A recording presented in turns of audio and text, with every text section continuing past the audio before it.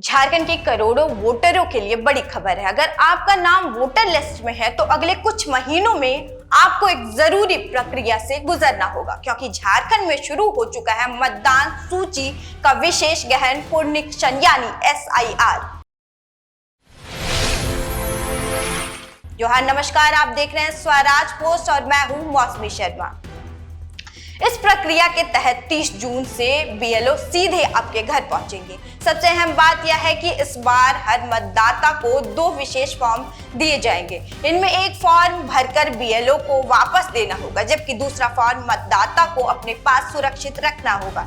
चुनाव आयोग की ओर से तैयार किए जा रहे ये फॉर्म इतने विशेष होंगे कि इन्हें किसी दूसरे व्यक्ति को ट्रांसफर नहीं किया जा सकेगा, यानी हर फॉर्म संबंधित मतदाता के लिए ही मान्य होगा। दरअसल अभी SIR का पहला चरण चल रहा है, जिसमें BLO प्रतिदिन अपने अपने बूथों पर 3 घंटे बैठकर मतदाताओं का सत्यापन कर रही है।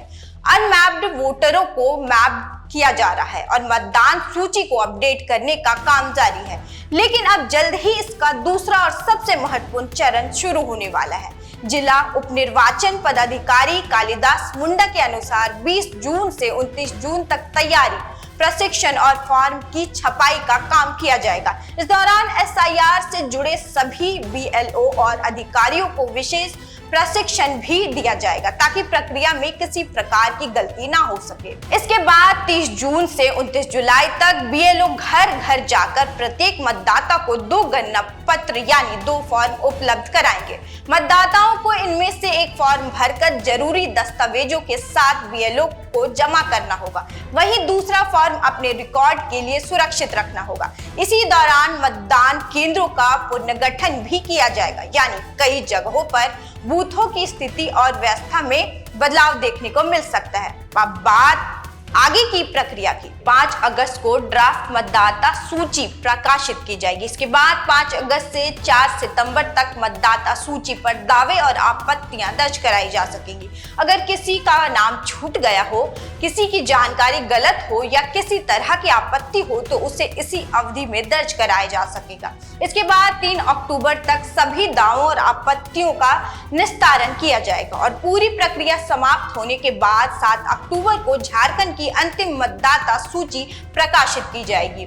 अब सबसे जरूरी जानकारी, अगर आप चाहते हैं कि आपका नाम वैध मतदाता के रूप में दर्ज रहे तो कुछ जरूरी दस्तावेज अपने पास तैयार रखें। चुनाव आयोग द्वारा स्वीकार किए जाने वाले दस्तावेजों में सरकारी कर्मचारियों के लिए पहचान पत्र या पेंशन आदेश, किसी सरकारी या सार्वजनिक क्षेत्र के संगठन द्वारा जारी पहचान पत्र या दस्तावेज जो 1989 से पहले का हो, सक्षम प्राधिकारी द्वारा जारी जन्म प्रमाण पत्र, पासपोर्ट, मैट्रिक का प्रमाण पत्र, स्थायी पता प्रमाण पत्र, वन अधिकार प्रमाण पत्र, OBC, SC, ST वर्ग के लिए जाति प्रमाण पत्र, आधार कार्ड, राज्य सरकार या स्थानीय निकाय का परिवार रजिस्टर और राष्ट्रीय नागरिक रजिस्टर यानी NRC से संबंधित दस्तावेज शामिल है।